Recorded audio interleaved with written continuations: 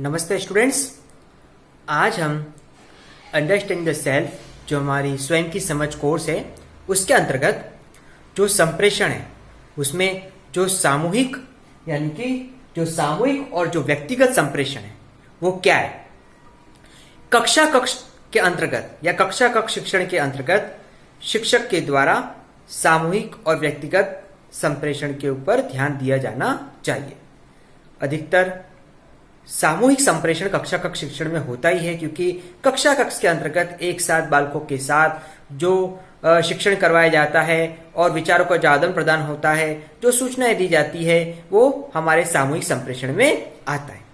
व्यक्तिगत संप्रेषण यानी वह संप्रेषण जिसके अंतर्गत बालकों की व्यक्तिगत भिन्नताओं को ध्यान में रखते हुए अलग अलग तरह से बालकों के साथ संप्रेषण करना, बालकों के साथ विचार विमर्श करना, बालकों को सुझाव देना, मार्गदर्शन प्रदान करना और बालकों की प्रतिभा को निखारना व्यक्तिगत संप्रेषण के अंतर्गत आता है।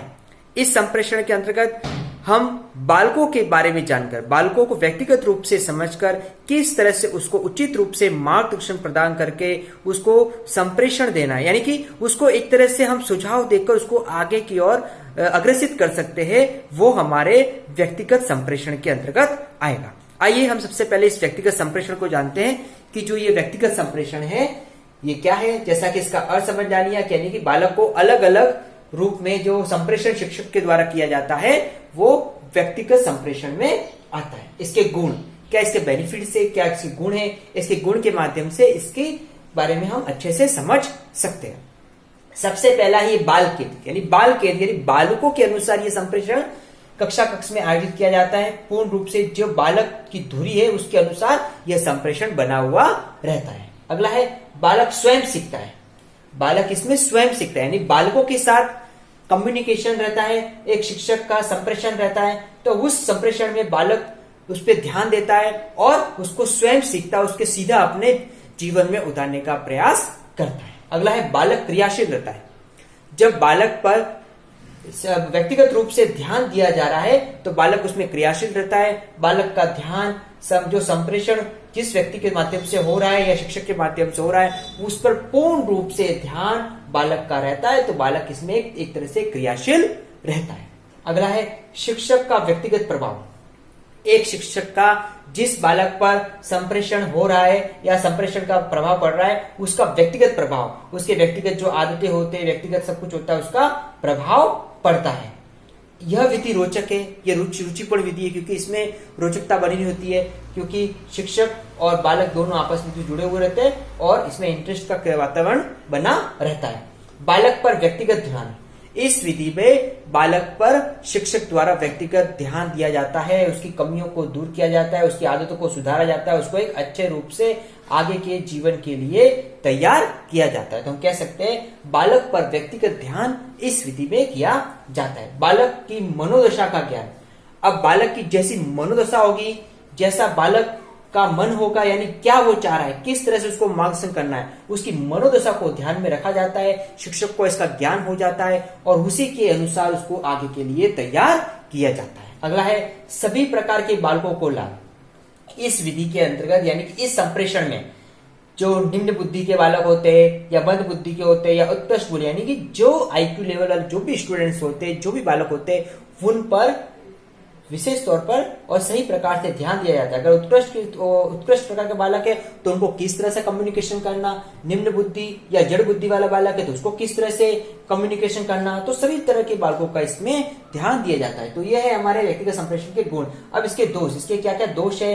पहला है यह विधि व्ययपूर्ण है, यानी कि इसमें व्यय होता है, खर्च होता है, क्योंकि पर्टिकुलर हर बालक के लिए अगर शिक्षक की व्यवस्था की जाए उसके बालकों की मनोदशा को ध्यान में रखकर सभी प्रकार के बालकों के लेवल के हिसाब से, तो उसमें अधिक खर्चा रहता है।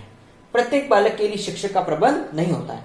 हर बालक के लिए शिक्षक का प्रबंध किया जाए जो उसको समझ सके और उसके अनुसार उसको अच्छे से मार्गदर्शन प्रदान कर सके, उसके संप्रेषण हो सके, तो सभी तरह के बालकों के लिए यह शिक्षक का प्रबंध करना संभव नहीं हो पाता। समय अधिक लगता है। अलग अलग बच्चों पर ध्यान देना, अलग अलग बच्चों पर सही मतलब ध्यान देना, तो संप्रेषण करना, तो उसमें समय अधिक लगता है और समय का अभाव पाया जाता है और अधिक समय से शिक्षण को जो उद्देश्य है वो सही से पूर्ण नहीं हो पाता है। सभी विषयों के लिए असंभव। कुछ विषय ऐसे होते हैं, संगीत के विषय, कला के विषय, खेल के विषय, जिसके अंतर्गत व्यक्तिगत संप्रेषण काम नहीं आता, वहां पर सामूहिक संप्रेषण के तौर पर शिक्षण कराया जाता है। तो कुछ विषय जो है उसके लिए यह असंभव पाया जाता है। बालकों के उत्तम गुणों का विकास नहीं। इस संप्रेषण, व्यक्तिगत संप्रेषण में बालकों के जो उत्तम गुण होते हैं, उन उत्तम गुणों का सही से विकास नहीं हो पाता। उनको बस एक तरह से फोकस किया जाता है, उन पर संप्रेषण है कि उस किस तरह से उनमें ज्ञान का संचार करके उनको आगे के लिए तैयार करना, और जो अलग से पहलू होते, जो उत्तम गुण होते हैं, वो गुण इसमें विकसित नहीं हो पाते। तो ये थे हमारे व्यक्तिगत संप्रेषण। अब हम जानते हैं सामूहिक संप्रेषण। सामूहिक संप्रेषण क्या है?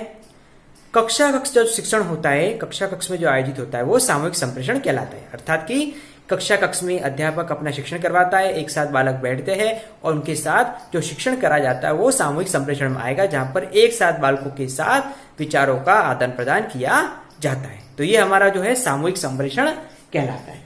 अब ये जो सामूहिक संप्रेषण है, इसके अर्थ से हमने समझ लिया है कि क्या संप्रेषण है। अब इसके गुणों को जानते हैं, यानी कि इसके गुणों के माध्यम से हम समझ पाएंगे कि ये सामूहिक संप्रेषण किस तरह से उपयोगी है।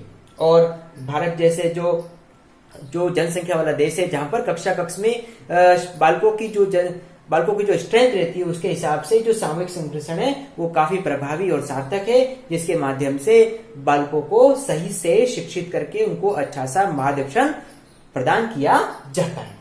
इसका गुण है, यह विधि सरल तथा सस्ती है, यानी कि एक साथ सभी बच्चों के लिए शिक्षक को उपलब्ध करवाना एक तरह से सरल भी है और सस्ती भी है, इसलिए यह विधि उपयोगी मानी जाती है। अगला है छात्रों के व्यवहार को कुशल बनाना। इस विधि के अंतर्गत जो छात्रों का जो व्यवहार होता है, उस व्यवहार को सामूहिक तौर पर कुशल बनाने का प्रयास शिक्षक के द्वारा किया जाता है। बालकों की तर्क, चिंतन एवं कल्पना शक्ति का विकास। बालक कक्षा में जो बालकों की जो तर्क शक्ति होती है, चिंतन शक्ति होती है, कल्पना शक्ति होती है, इन तीनों का विकास इस विधि के, इस संप्रेषण के माध्यम से, सामूहिक संप्रेषण से किया जाता है। नेतृत्व के गुणों का विकास। बालकों के अंतर्गत जो नेतृत्व के गुण हैं, बालकों को किसी चीज का नेतृत्व करने के अवसर इस संप्रेषण में किया जाता है, ताकि बालक नेतृत्व के माध्यम से अपने अंतर एक अच्छे गुणों का विकास सहज रूप से कर सके। अगला है प्रतियोगी भावना का विकास।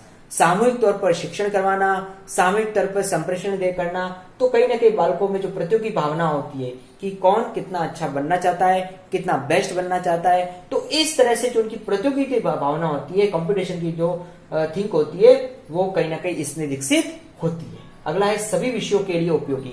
इसके अंतर्गत सभी विषयों के लिए उपयोगी होती है, चाहे वो कोई भी विषय हो, चाहे वो सामाजिक के विषय हो, चाहे विज्ञान के हो, चाहे गणित के हो, चाहे कला से संबंधित जो भी विषय हो या स्वास्थ्य संबंधित जो भी विषय हो, सभी विषयों के लिए ये विधि उपयोगी और सार्थक साबित होती है।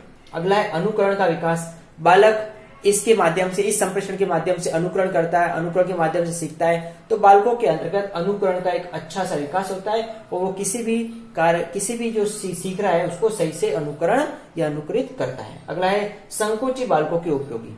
कक्षा कक्ष के अंतर्गत सभी तरह के बालक होते हैं, वे बालक जो जिज्ञासु प्रवृत्ति के होते हैं और कोई बालक जो संकोची प्रवृत्ति के होते हैं। जो संकोची प्रवृत्ति के बालक होते हैं उनको भी शिक्षण सही से मिलता है, वो सही से समझ पाते हैं, सही से सीख पाते हैं और उनकी जो संकोची भावना दूर भी हो जाती है। दूसरे बालकों को देखकर, जो इस प्रवृत्ति के नहीं होते, उनको देखकर उनके जो संकोची भावना वो दूर हो जाती है।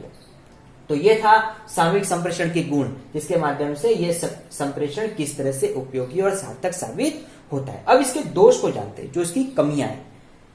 यह कमी के माध्यम से कह सकते हैं कि विधि थोड़ी सी अनुपयोगी साबित होती है, लेकिन कहीं ना कहीं यह सही, यह विधि मनोवैज्ञानिक नहीं है। व्यक्तिगत संप्रेषण तो मनोवैज्ञानिक है, क्योंकि वहां पर बालकों की पर पर्टिकुलर ध्यान दिया जाता है, लेकिन इस विधि में बालकों को सामूहिक तौर पर ध्यान दिया जाता है, तो हम कह सकते हैं कि यह मनोवैज्ञानिक नहीं है, बालकों की मनोदशा को ध्यान में नहीं रखा जाता है। अब आगे है, यह विधि कक्षा केंद्रित है।